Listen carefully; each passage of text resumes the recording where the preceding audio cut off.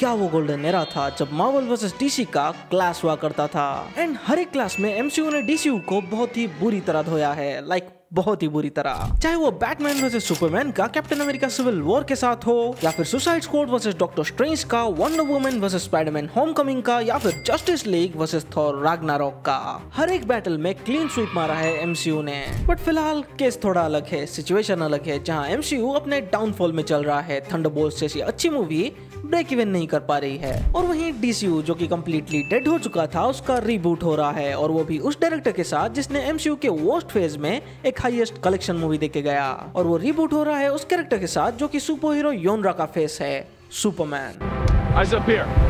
और सामने है द माइटी एमसीयू जो कि आज तक कोई भी क्लास हारा नहीं है, बट फिलहाल अपने वर्स्ट फेज में है। तो शुरू करते हैं आज का एनालिसिस कि क्यों मुझे लगता है सुपरमैन $1 बिलियन का कलेक्शन कर पाएगी, एंड फैंटास्टिक फोर को यानी एमसीयू वर्सेस डीसीयू के हिस्टोरिक क्लास में अपना पहला जीत हासिल करेगी एंड डीसीयू के फ्यूचर को सिक्योर कर पाएगी। सुपरमैन रिलीज हो रहा है 11 जुलाई को एंड फैंटास्टिक फोर 25 जुलाई को, यानी एग्जैक्टली 15 डेज से सुपरमैन के पास थिएटर्स में अपना डोमिनेंस क्रिएट करने के लिए। एंड वो डोमिनेंस क्रिएट कैसे होगा? मूवी अच्छी होनी चाहिए, दैट्स इट। एंड दोनों ही फिल्म की टेस्ट स्क्रीनिंग हो चुकी है एंड उसके हिसाब से सुपरमैन एक ब्रिलियंट मूवी है। इनसाइडर्स तो ये भी कह रहे हैं कि ये movie guardians of the Galaxy level good है, इवन कुछ वीएफएक्स अनफिनिश्ड थे उस वक्त। व्हाइल फैंटास्टिक फोर की स्टोरी थोड़ी सी अलग है। टेस्ट स्क्रीनिंग के बाद सोर्सेस का कहना है कि ये कोर मिड मूवी है मार्वल की तरफ से, नॉट डिजास्टर बट मिड और में।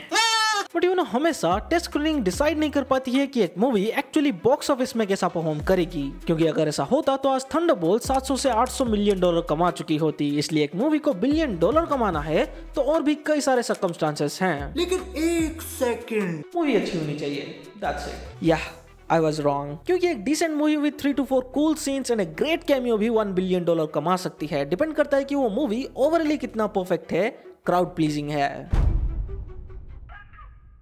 यू नो, एक चीज हमेशा याद रखना, थिएटर ऑडियंस हमारी तरह कोर मार्वल और डीसी फैंस नहीं होते हैं। अगर सिर्फ हम कोर सुपर हीरो फैंस ही मूवी देखने जाए तो मूवी ज्यादा से ज्यादा 100 से 200 मिलियन डॉलर क्रॉस करेगी, और वो भी 2-3 बार देखने के बाद। तो ये बाकी के जो 800 से 900 मिलियन डॉलर है वो वन टाइम वॉच ऑडियंस है जो सिर्फ एंजॉयमेंट के लिए मूवी देखेगी। एंड इस ऑडियंस को थिएटर तक लाना सबसे बड़ा टास्क है, जो कि 3-4 तरीकों से किया जा सकता है, नॉस्टैल्जिया और एक ग्रेट कैमियो और एक great story line. And Superman इस थर्ड कैटेगरी में आ सकती है, क्योंकि अब तक इसकी मार्केटिंग टीम ने ऑडियंस के दिलो दिमाग में एक होलसम मूवी का पिक्चर क्रिएट कर दिया है, लाइक द ट्रेलर, जिसे देख के ना डार्क और ब्रूटल का वाइब आता है और ना ही डिस्कनेक्टेड फील होता है। उल्टा एक होलसम वाइब क्रिएट होता है जो एक लार्ज सेक्शन ऑफ ऑडियंस को अट्रैक्ट करेगी। And with the merchandise, Fortnite game crossover and YouTubers के साथ कोलैबोरेशन से एक large section of young audience को भी अट्रैक्ट कर रही है। एंड यंग ऑडियंस मतलब आप और मैं नहीं, बिलो 16 और बिलो 18, जो कि पेरेंट्स के साथ और या फिर ग्रुप ऑफ फ्रेंड्स के साथ, यानी 10-12 लोगों के साथ थिएटर्स जाएगी। But in the case of Marvel ये थोड़ा सा कॉम्प्लिकेटेड हो जाता है। फैंटास्टिक फोर इन तीनों पॉइंट में से शायद इस एक रीजन की वजह से ही $1 बिलियन तक जा सकती है। यू नो, ओवरऑल ये decent good picture with 3 to 4 great scene, but at the end a great cameo जिसका सबको इंतजार है। कुछ इस तरीके से वो $1 बिलियन तक जा सकती है, क्योंकि लार्ज सेक्शन ऑफ ऑडियंस को टैप करने के लिए ये मूवी के पास और कुछ है नहीं। फैंटास्टिक फोर एमसीयू का फर्स्ट फैमिली होने के बावजूद ये मूवी एक wholesome vibe, one time watch, enjoyable type vibe create नहीं कर पा रही है, क्योंकि एक तरफ है सुपरमैन जो कि डीसीयू का लिटरली फर्स्ट मूवी है, और फैंटास्टिक फोर एमसीयू के फेज 6 का फर्स्ट मूवी है। लाइक हमें पता है कि इसका कुछ ज्यादा कनेक्शन है नहीं बाकी मूवीज से, बट ऑडियंस को तो यही लगता है कि इसको देखना है तो एक लंबा रिवीजन करके आना पड़ेगा। And on top of that ये मल्टीवर्स का कंफ्यूजन जो कि और ज्यादा ऑडियंस को एलिमिनेट करता है। सो इस पॉइंट से पता चलता है कि पोटेंशियल तो दोनों के पास है $1 बिलियन क्रॉस करने का, बट चांसेस सुपरमैन के ज्यादा है, जो कि pre sales and box office tracking से भी पता चलता है।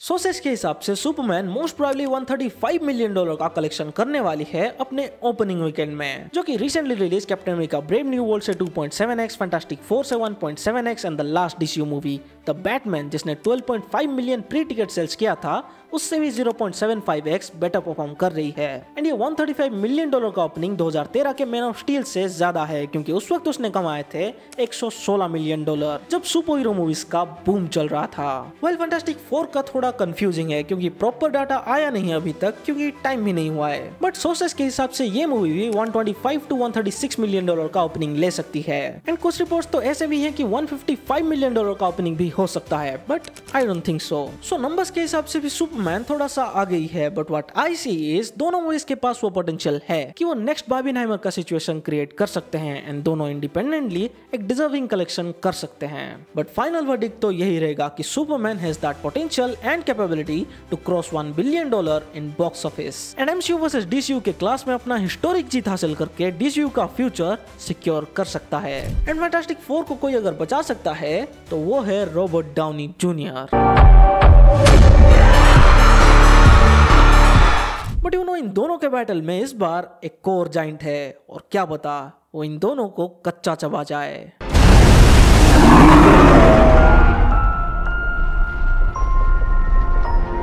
तो नेक्स्ट वीडियो होगा उस वाइल्ड कार्ड एंट्री पे जिसके पास पोटेंशियल है इन दोनों माइटी सुपर हीरोज को कच्चा चबा के खा जाने का। See you in the next video.